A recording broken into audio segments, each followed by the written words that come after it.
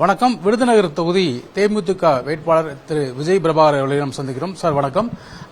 முதல் முறையா தேர்தல் களம் வேட்பாளர்னு களம் இறங்கிருக்கீங்க. எப்படி இருக்கு சார் தேர்தல் களம்? உண்மையிலே சந்தோஷமா இருக்கு. இது ஒரு புது அனுபவமா இருக்கு. மக்கள் மத்தியில் போய் மற்றவங்களுக்காக நான் பிரச்சாரம் செஞ்சேன். ஆனால் முதல் வாட்டி நான் வேட்பாளர்னு வாக்குகளை செய்கிற ஒரு புது அனுபவமா இருக்கு.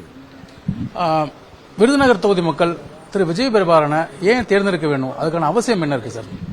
ஒரு இளைஞன் படித்தவனா முதல் வாட்டி வேட்பாளர் நிற்கிறேன். இன்னைக்கு இந்த மக்களுக்கு முன்னாள் 2 முறை இருந்த எம்பி எத்தனையோ வாக்குறுதி கொடுத்து நிறைவேற்றாமல் இருக்காங்க. ஆனால் நான் கண்டிப்பாக அதை அனைத்தும் நிறைவேற்றுவேன் நான் சொல்கிறேன். ஒரு வாய்ப்பு எனக்கு மக்கள் கொடுத்து செக் பண்ணாதான் அவங்களுக்கும் தெரியும் ஒரு யங்ஸ்டர்ஸ் கொடுக்குறப்ப எவ்வளோ இன்ட்ரெஸ்டிங்காக அவங்க பண்ணுவாங்க, எவ்வளோ புதுசாக அவங்க கொண்டு வருவாங்கன்ட்டு. விருதுநகர் தொகுதி மக்களுடைய தலையாய பிரச்சனை என்ன? அதுக்கு நீங்கள் என்ன மாதிரிலாம் தீர்வு காணுவீங்க சார்? இன்னைக்கு விருதுநகரம் பாராளுமன்ற தொகுதிக்கு 6 சட்டமன்ற தொகுதி வருது. ஒவ்வொரு தொகுதிக்கும் ஒவ்வொரு விதமான பிரச்சனைகள் இருக்கு. பெரும்பாலும் பார்த்தீங்கன்னா இங்கே பட்டாசு தொழிற்சாலை நம்பி தான் முக்கால்வாசி குடும்பம் இருக்காங்க. அப்புறம் ட்ரெயின் ப்ராப்ளம்ஸ் இருக்கு. அப்புறம் பஸ் வசதிகள் இருக்கு. இப்போ ஒவ்வொரு கிராமத்துக்குள்ளேயும் போறப்போ ஒவ்வொரு கிராமத்துக்கு ஏற்ற மாதிரி பிரச்சனைகள் வருது. குடிநீர் வசதி, இல்லை கல்யாண மண்டபம் கட்டி கொடுக்கணும், ரோடு பிரச்சனை ப்ராப்ளம்ஸ் இருக்கு. இந்த மாதிரி பிரச்சனைகள் தான் இங்கே முழுவதும் இருக்குங்க.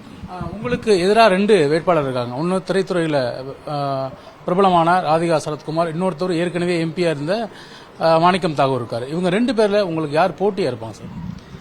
இன்னைக்கு எங்களுக்கு அஇஅதிமுக தேமுதிக கூட்டணி, எங்க கூட்டணி பலமாக இருக்கு.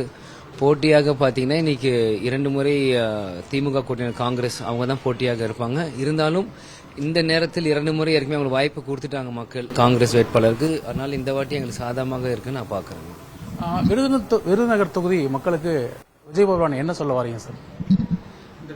கேப்டன் ஒரு ஸ்லோகன் ஒன்று, இந்த விஜயகாந்த் வாழ்ந்தான் மக்களுக்காக வாழ்ந்தான், இந்த மக்களை தங்கத்தட்டில் வச்சு தாளாட்டுவன்னு கேப்டன் சொல்லியிருக்காரு.